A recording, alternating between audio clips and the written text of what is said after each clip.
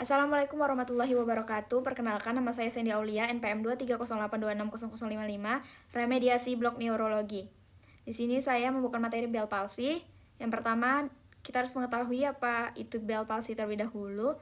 Bell palsy adalah paralisis atau kelemahan otot wajah satu sisi secara mendadak yang disebabkan oleh disfungsi saraf fasialis atau nervus cranialis 7 tanpa penyebab yang jelas atau idiopatik. Kemudian ada etiologi.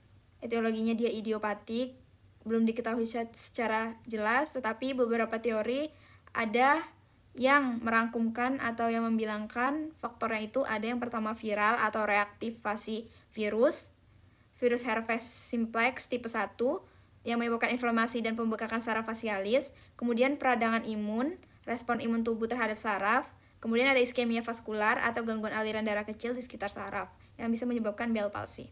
Adapun faktor resikonya, yang pertama itu ada diabetes mellitus. Kenapa bisa membuat Bell palsy? Karena bisa merusak saraf dan pembuluh darah termasuk saraf wajah. Makanya dia bisa membuat diagnosa Bell palsy. Begitu juga dengan kehamilan, terutama trimester 3. Kemudian ada infeksi saluran pernapasan atas. Kenapa bisa menjadi faktor resiko? Itu karena bisa memicu peradangan dan membuat saraf wajah lebih rentan. Selanjutnya ada hipertensi. Hipertensi ini tekanan darahnya tinggi, jadi bisa merusak pembuluh darah saraf. Selanjutnya ada obesitas. Obesitas ini bisa menyebabkan peradangan dan gangguan metabolisme yang mempengaruhi saraf. Kemudian ada riwayat keluarga. Riwayat keluarga itu faktor genetik yang paling berperan. Kemudian ada paparan udara dingin, bisa menyebabkan penyempitan pembuluh darah dan mengurangi aliran darah ke saraf wajah, sehingga menyebabkan Bell palsy. Selanjutnya ada patofisiologi Bell palsy, yang mana adanya reaktivasi virus, terutama HSV1. HSV1 dia aktif lagi virusnya, kemudian menyebabkan peradangan di saraf wajah atau nervus facialis, atau nama lainnya nervus 7. Peradangan ini bikin saraf kita jadi bengkak. Masalahnya, saraf wajah ini lewat kanal yang sempit, jadi kalau udah membengkak, sarafnya jadi terjepit. Kalau udah terjepit, aliran darah ke saraf jadi terganggu, dan ini bikin saraf kita susah ngirim sinyal ke otot wajah. Akhirnya, otot wajah jadi lemah atau bahkan lumpuh di satu sisi. Selanjutnya ada diagnosa banding dari Bell palsy, itu ada stroke, ada sindrom Ramsay-Hunt, ada Lyme disease. Selanjutnya ada cara menegakkan diagnosa. Yang pertama ada anamnesis. Anamnesis kita dapati kelemahan wajah tiba-tiba, kemudian sulit menutup mata, sulit tersenyum, alis tidak dapat diangkat, perubahan rasa lidah di bagian depan. Kemudian ada pemeriksaan fisik yang mana kita jumpai asimetris wajah satu sisi, sudut mulut tertarik ke sisi sehat, alis tidak bisa terangkat di sisi sakit, dahi tidak berkerut di sisi sakit, mata tidak bisa menutup dengan sempurna, bibir tidak simetris, dan adanya penurunan rasa pada 2/3 anterior lidah.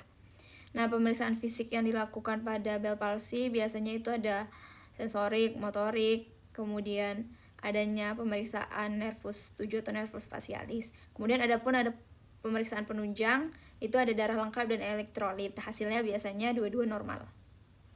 Selanjutnya ada komplikasi, yang mana yang pertama itu ada kelalaian mata. Kenapa bisa menyebabkan kelalaian mata? Itu karena saraf wajah yang rusak bisa bikin mata kering atau susah menutup, jadi beresiko kerusakan kornea. Karena kan tadi Bell palsy itu salah satunya tidak menutup mata dengan sempurna. Selanjutnya ada irreversible nerves damage.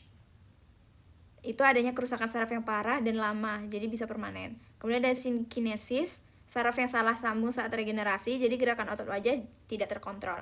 Terakhir ada spasme otot wajah. Saraf yang rusak bisa bikin otot wajah jadi kram atau berkontraksi tidak normal. Selanjutnya ada tata laksananya yang farmakologi, itu ada prednison 5 mg 2 kali sehari 4 tablet. Kemudian ada vitamin B kompleks 1 kali sehari 1 tablet. Nah, prednison ini gunanya untuk mengurangi peradangan dan edema pada saraf wajah. Kemudian membantu mempercepat pemulihan. Sedangkan vitamin B kompleks dia membantu memperbaiki kerusakan saraf dan mendukung pemulihan fungsi saraf pada wajah. Adapun non farmakologinya itu ada proteksi mata, yang mana kita melindungi mata, kemudian bisa menggunakan tetes mata atau lubrikasi. Selanjutnya ada fisioterapi wajah, sering melatih otot wajah kita untuk mencegah kontraksi. Kemudian ada prognosis yang terakhir. Prognosis lebih buruk biasanya jika onset tidak membaik dalam 3 minggu, usia tua, dan paralisis berat awal. Kemudian ada preferensinya sebagai berikut yang di samping. Mungkin itu saja yang bisa saya sampaikan. Terima kasih banyak. Kurang dan lebihnya saya mohon maaf. Saya akhiri. Wabillahi taufiq wal hidayah. Wassalamualaikum warahmatullahi wabarakatuh.